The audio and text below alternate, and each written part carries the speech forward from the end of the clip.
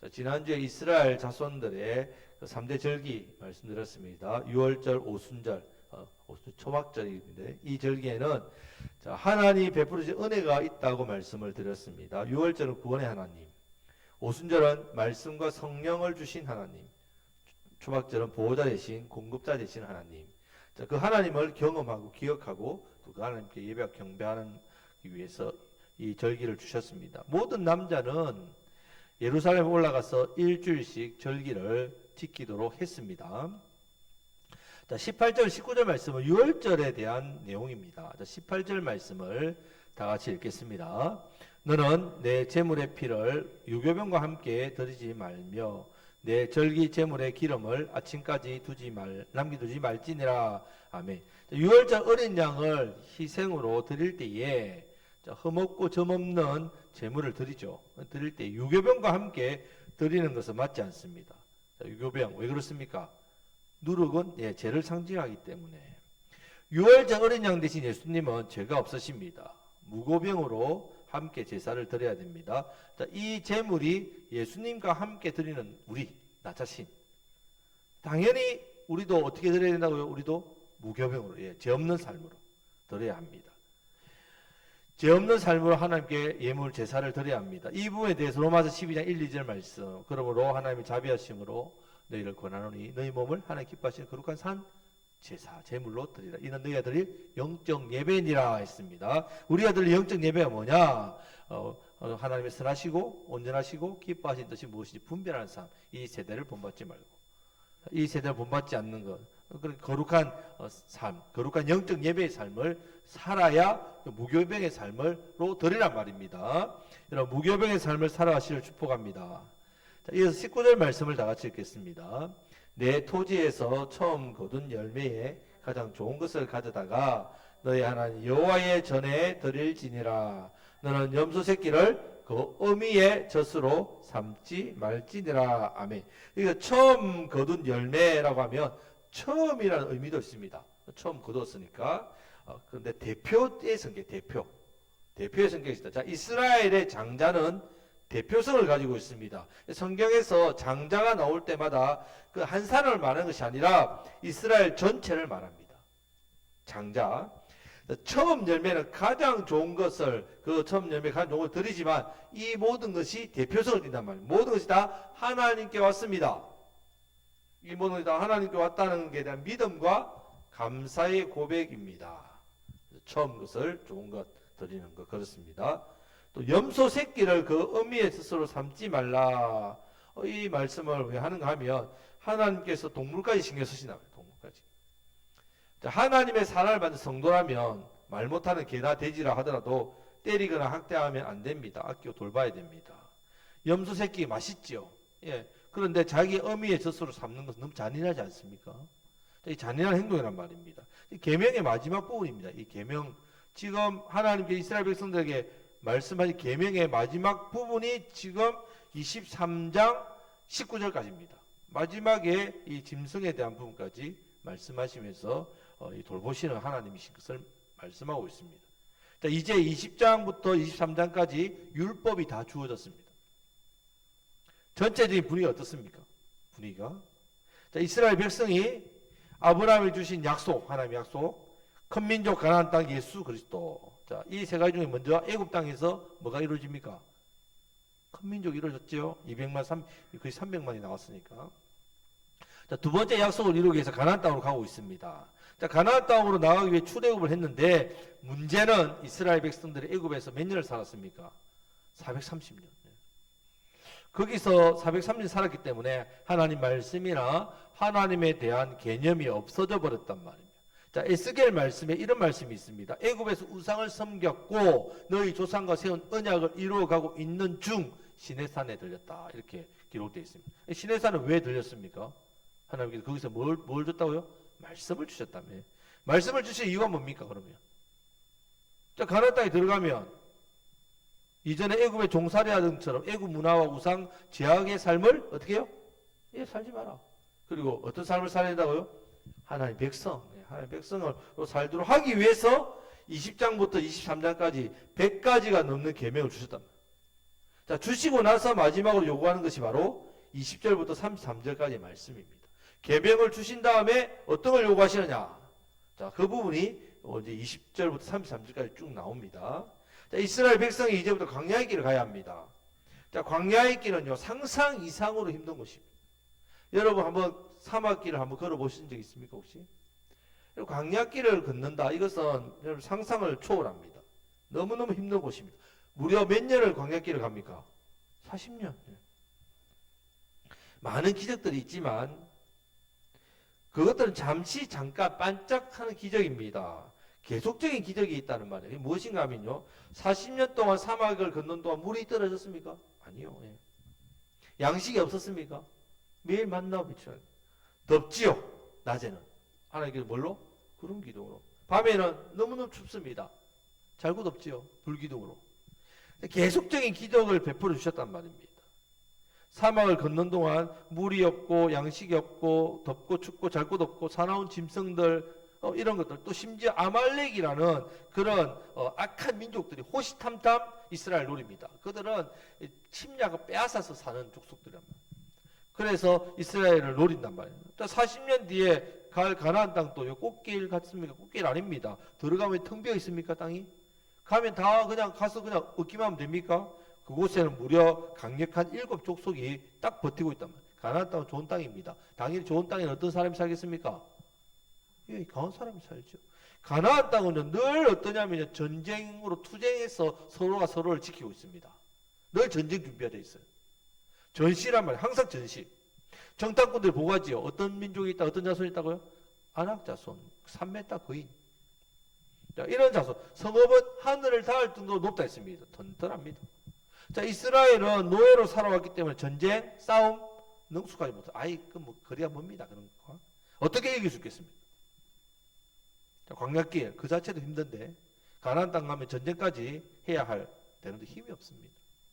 자, 이런 모든 상황을 이길 수 있는 비결을 하나님께 가르쳐 줍니다. 이 모든 것을 이길 수 있는 비결 바로 뭐라고요? 하나님의 말씀이란 말씀. 하나님께서 이스라엘 백성의 요구하는 단 한 가지입니다. 뭐 100가지 율법 말했지만 단 한 가지 뭡니까? 말씀대로 살아라. 예, 말씀대로. 주시는 말씀대로만 살면 광야길은 누가 책임져 준다고요? 예, 하나님께 책임져 준다. 입고 먹고 마시는 건 누가 책임져 준다고요? 하나님 책임져 준다. 전쟁은 누가 싸워주신다고요? 하나님이 싸워주신다. 예. 하나님께 친히 다 싸워서 승리만 이스라엘 백성을 챙기면 됩니다. 가나안 땅 정복부터 이제 가나안 땅 가면 그냥 가만히 앉아 있으면 뭐 하늘에서 양식이 떨어집니까? 아니죠. 가나안 땅에 있는 모든 복지, 내가 누려야 될 복지도 어떻게 해요? 약속한단 말이에요. 자, 그래서 20절부터 21절 말씀은 하나님께서 책임지고 가나안 땅으로 인도해 주겠다, 지켜주겠다. 광야길에서. 22절, 23절 말씀에서는 가나안 땅에 들어가면 이기게 해주겠다는 약속입니다. 24절부터 33절까지는 복지에 대한 거예요. 복지. 가나안 땅 가서 복지를 누리는 것에 대한 내용이 나옵니다. 자, 이제 구체적으로 한번 살펴보겠습니다. 자, 20절부터 21절 하나님 책임져 주신다는 게 뭔지 한번 읽어보겠습니다. 다 같이 읽겠습니다. 내가 사자를 내 앞서 보내어 길에서 너를 보호하여 너를 내가 예비한 곳에 이르게 하리니 너희는 삼가 그의 목소리를 청종하고 그를 노엽게 하지 말라. 그가 너희의 허물을 용서하지 아니할 것은 내 이름이 그에게 있음이니라. 아멘. 물과 양식, 사나운 짐승, 강도, 말할 수 없는 위험 요소가 광야에 널려 있는데 광야에서 하나님께서 누구를 먼저 보낸다고요? 사자를 내 앞에 보냈댔습니다. 자, 21절 말씀 보면 그의 목소리를 청종하였습니다. 그를 노엽게 하지 말라 했습니다. 그는 누구냐? 모세도 아닙니다. 천사도 아닙니다. 왜냐하면 모세나 천사는 허물을 용서하지 않을 권세가 없습니다. 모세와 천사는 사람의 죄를 용서하거나 용서하지 않는 심판하는 권세가 없다는 말입니다. 오직 권세는 누가 있다고요? 오직 하나님께만 있다. 근데 이 여호와 하나님께서 앞서 사자를 보낸다니까 이 하나님 어떤 하나님이라고요? 예, 예수님 제2의 하나님이라고요. 예수님을 먼저 보내시나만. 자, 우리 인생에도 우리 인생 걸음의 앞에 누가 먼저 가신다고요? 예수님 가신다. 우리 주님. 그래서 우리 주님이 우리를 구원자 되지 않습니까? 자, 하나님께서 계명을 주고 나서 약속한 말씀이 사람의 몸을 입고 오실 예수님, 여호와의 사자, 예수님이 너희 가운데 광야길을 가고 있다는 말입니다. 우리가 함께 하신 예수님, 구원자 예수님, 구원은 예수님. 이스라엘 백성도 구원합니다. 누가? 예수님께서 구원하고 계시단 말이에요. 자, 이렇게 갑니다. 물이 있는 곳으로 인도해 주시고 대적을 피하거나 없애거나 하셔서 모든 길들을 예수님께서 다 열어놓겠다는 말씀입니다. 너를 내가 예배한 곳에 이르게 하리니, 이 말씀도요, 하나님 자신이 그곳에 강림하셔서 이스라엘 백성을 길에서 책임져 주시겠단 말이에요. 우리 예수님들 함께 하셨단 말이에요. 그러면 이스라엘 백성은 할 일이 뭐겠습니까? 오늘 말씀 보면 너희는 삼가 그의 목소리를 어떻게 해요? 청종하고 그를 노예케 하지 말라 했습니다. 자, 예수님께서 우리에게 말씀을 주시면 우리가 그 말씀 잘 듣고 순종하기만 하면 됩니다. 그 말씀은 다른 말씀 아닙니다. 이때까지 주셨던 계명이란 말이에요. 사자가 말씀을 주실 때 광야 가는 길 동안 내가 무엇을 먹을까? 무엇을 마실까? 아말렉이 쳐들어올까 말까 신경을 쓰고, 아니 밤에는 추운데 내가 어디에서 이불을 덮고 자지? 낮에는 어떤 따뜻한 곳 자지? 낮에는 더운데 어디서 그늘에 숨을까? 그런 걱정할 필요 없습니다. 내가 신고 있는 신발이 떨어지면 어떻게 하지? 옷이 나가지면 어떻게 하지? 사나운 짐승이 그렇게 오면 마실 물 없어 어떻게? 걱정할 필요가 없습니다. 왜요? 누가 다 주신다고요?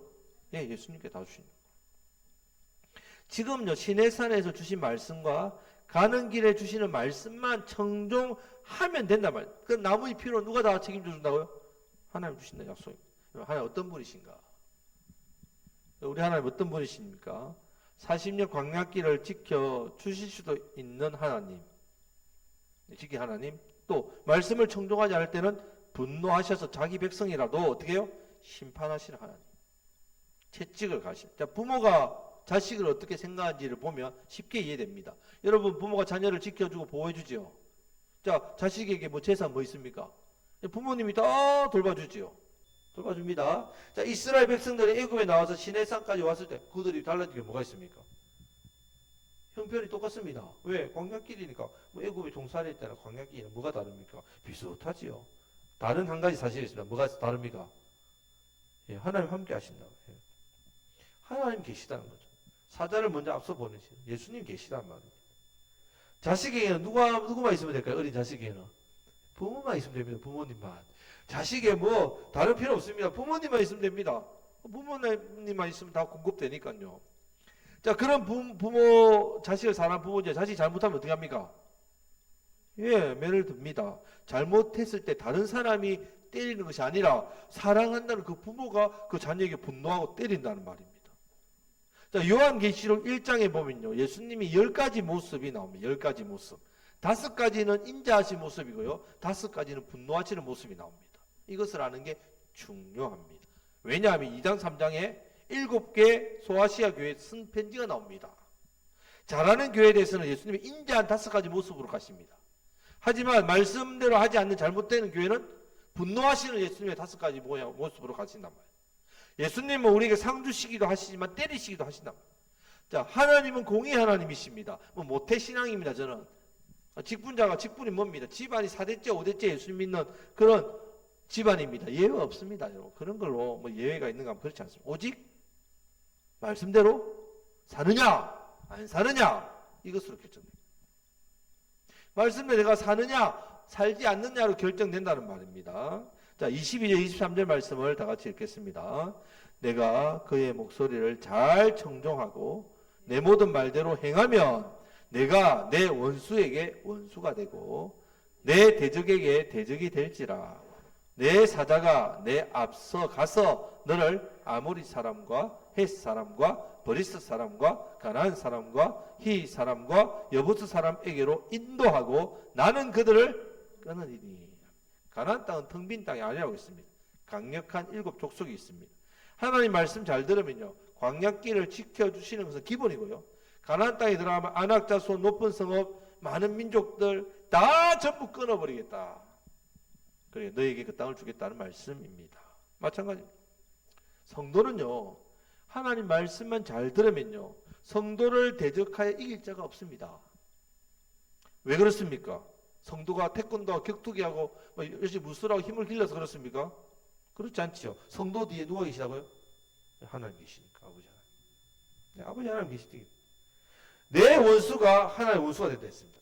내 대적이 하나님 대적이 됩니다. 무조건 그런 게 아니었죠. 조건부입니다. 어떤 조건부? 성도가 말씀대로 살 때. 성도가 말씀대로 살 때 성도를 대적할 자가 아무도 없습니다. 왜냐하면 하나님보다 더 센 자가 없기 때문에 그렇습니다. 가나안 7족속이다. 그 나라 세계에서 가장 강했다. 애굽 벌써 박살났죠. 거인족이든 높은 성은 아무 상관없습니다. 누가 싸워주시기 때문에.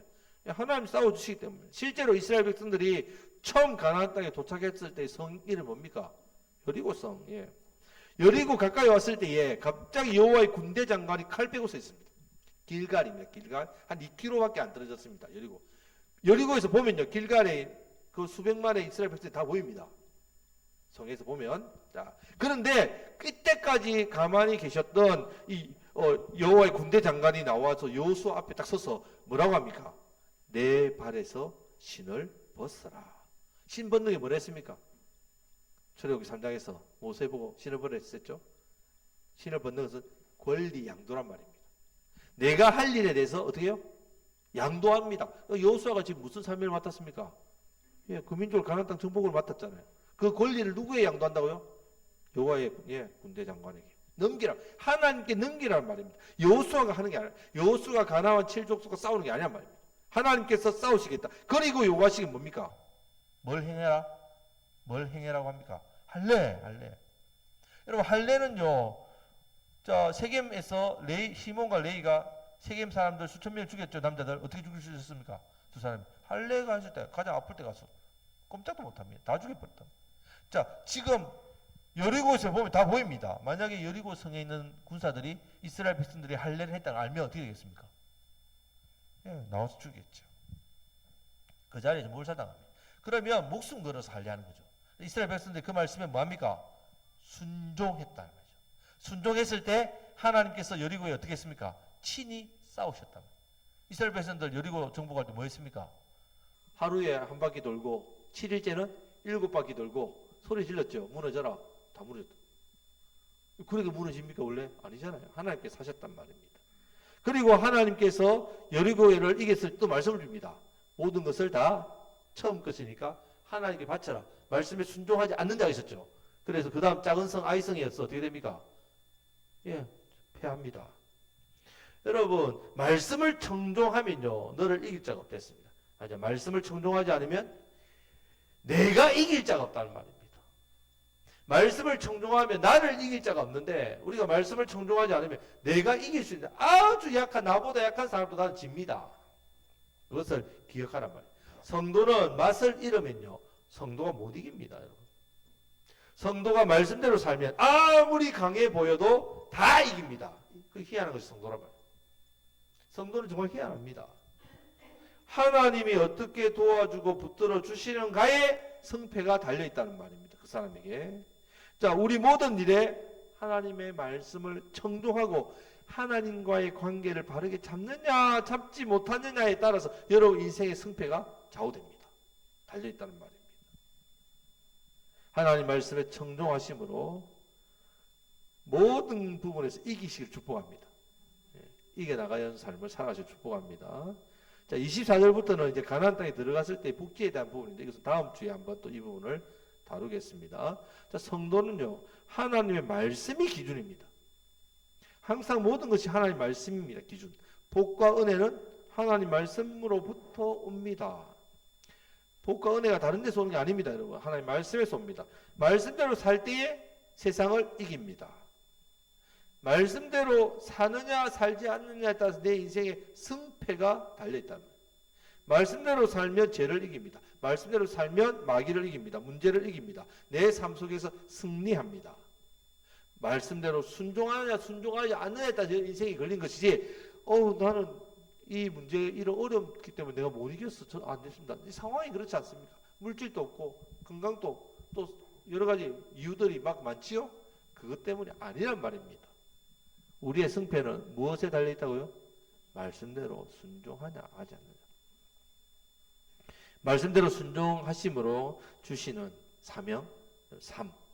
여러분의 인생의 문제들을 이겨내시고 승리하시기를, 또 잘 감당하시기를 주님의 이름으로 축복합니다. 아멘. 이상의 말씀부터